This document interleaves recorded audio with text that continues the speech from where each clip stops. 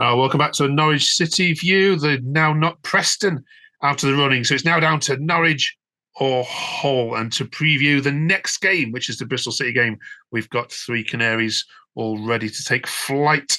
With us this evening, we've got Matty, Alfie, and Liam. Thank you all for joining us. I'm going to ask you all directly whether simple yes or no question to kick us off. Are Norwich going to be in the playoffs based on what you have seen the last couple of games? Liam? Yes. Alfie? Yeah. Matty? Yeah. Amazing. Okay, good. We can dispel any disbelief that it's not going to happen now.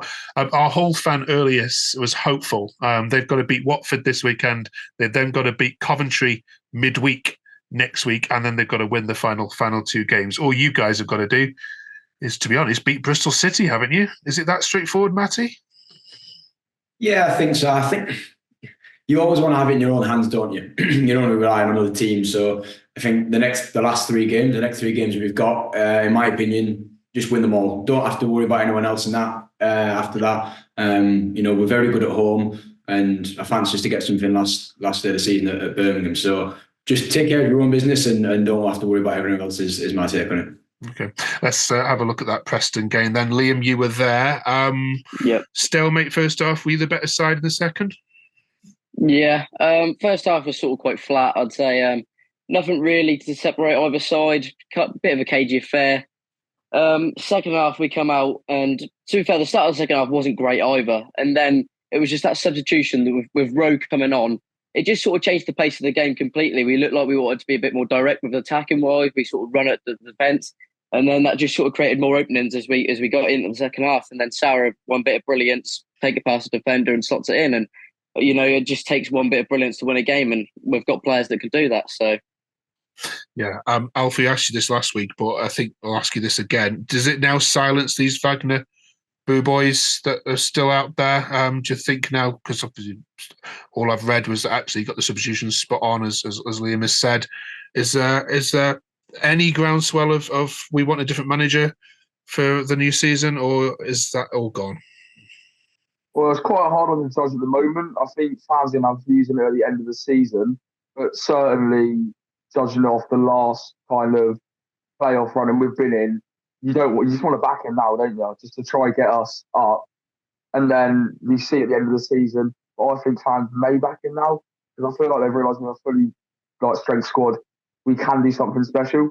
But then again, our fans can be very bipolar. One week they're criticising them on social media, saying, "Oh, the substitutions," which I can agree. Except Wednesday, they were a little bit poor. But obviously, it's a championship. It's the best league in the world. Everything's going to happen.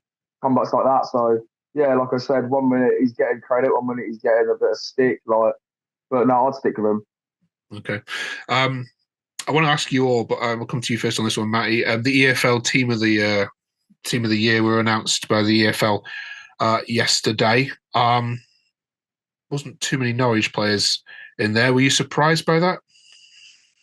Not really. The only omission that I think would have deserved or would have been in there had he not have been injured and missed more of the season would have been Josh Sargent. For me, he's the most complete. He's the best striker in the league.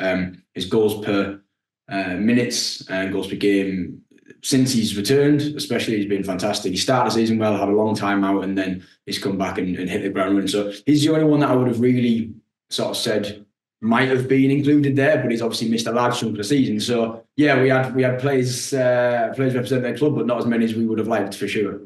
Okay. Liam, do you go along with that? yeah, no, I agree with everything that's been said. I think Sarge is the only one that could really have been pushed in there, but obviously he's missed such a large spell of the season. Sarah deservedly so. He's been, our best midfielder, best outlet all season, really. He's created so many chances, goals and assists. And yet defensively, he's still been solid as well. He's just an all-round complete midfielder that you need. Yeah, okay. We're coming up to the end of the season. 3 games left to go, so players are out of contract. I wanted to get all your views on the players which are coming out of contract at the end of June, and whether or not they should get a new one, and also the loans as well. Let me just have a look at that situation. Alfie, if I come to you first on Van Hooijdonk. I'm not sure I've seen too much of him, but there is an option to buy. Do you think Delia's going to be getting a checkbook out for him? No. He's hardly played. He's hardly come on. So and Wagner said in interviews that he's got impressive training to come on, and he hasn't been coming on. So no, simply no, just a bit of a waste of space. Just get rid of the dead wood, especially like him. So overall, Right.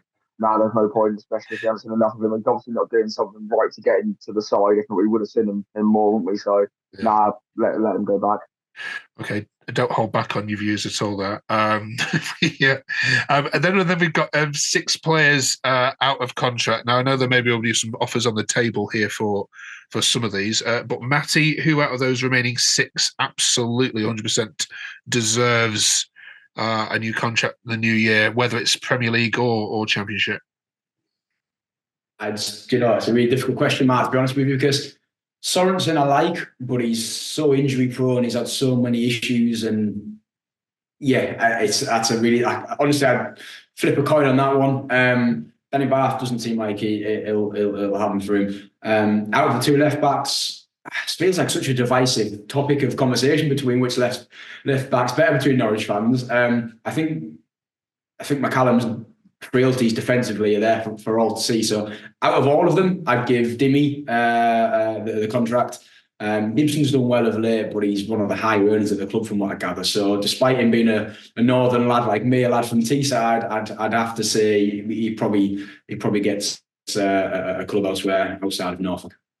Okay, Liam, why do you think we're not seeing more of Bath? Because he's a really strong Championship defender for Sunderland, isn't it, and others. Why do you think has it not worked at Norwich?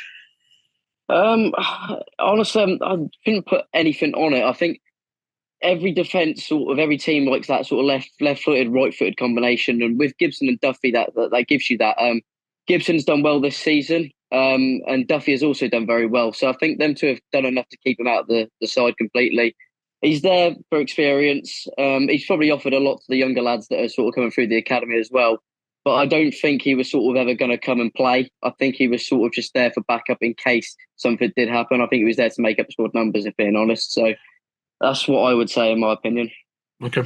All right. Thanks so much for that. Before I bring in the Bristol City fan to preview this game, can I just ask you what happened at Hillsborough? Well, we collapsed. It wasn't pretty. Is that the old Norwich? That Norwich we've been speaking about all year, that you have the potential just to throw in 45 minutes of just garbage. Is that the old Norwich keeping back?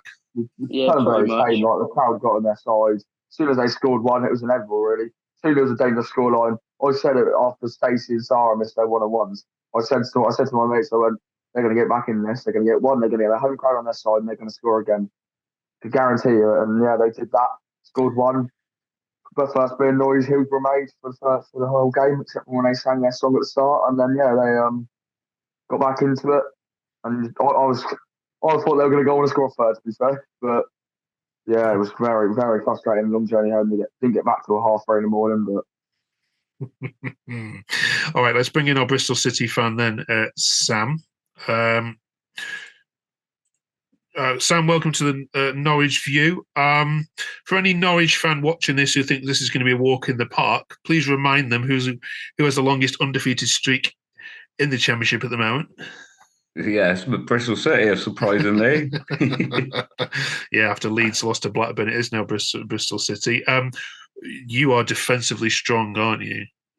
Yes, certainly. We're playing really well at the back at the moment, and especially on Saturday. We had a very makeshift back 4. We was lacking Dickey and Viner, so we had to play Tanner and Hayden Roberts, and he's performed superbly, to be fair. Okay. Let's get some score predictions then. Matty, you should get our guest. Do you want to have a plump at this one first? There's no prizes, I'm afraid. Not.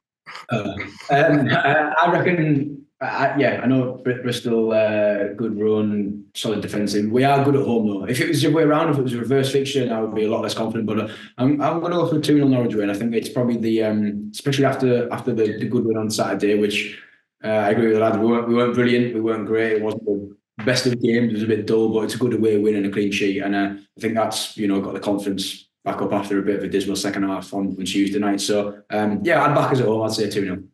Okay. Liam. Gonna go repeat of the away fixture and go 2-1 Norwich. I think we will concede. Bristol City do score goals on their day.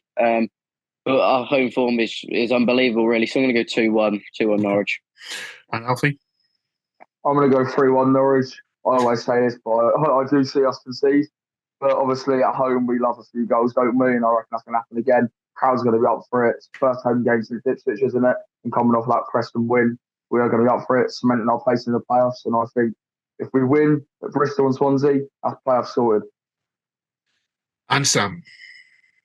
I think I'm going to go against the boys, and we're going to go there and nick a 1-0 win, because we seem to play better against teams who dominate us, to be fair. We're a dangerous team without the ball. Absolutely. Okay. Well, listen, enjoy the game. I can't call this one, to be honest. It's definitely have goals in it. It's definitely over. I think it's definitely over 2.5 goals. Bet this one, hopefully. Anyway, thanks all for joining us. Really appreciate all your comments. And if you're a Norwich City fan, hasn't yet subscribed to us, please do so. You can follow Matty on Twitter. Matty will put your handle in the description below. He's got some really interesting views on Twitter, and also for Liam and Alfie as well. And thank you for joining us on Terrace Talk. We'll see you all hopefully next week as we go into the final stages of this dramatic season.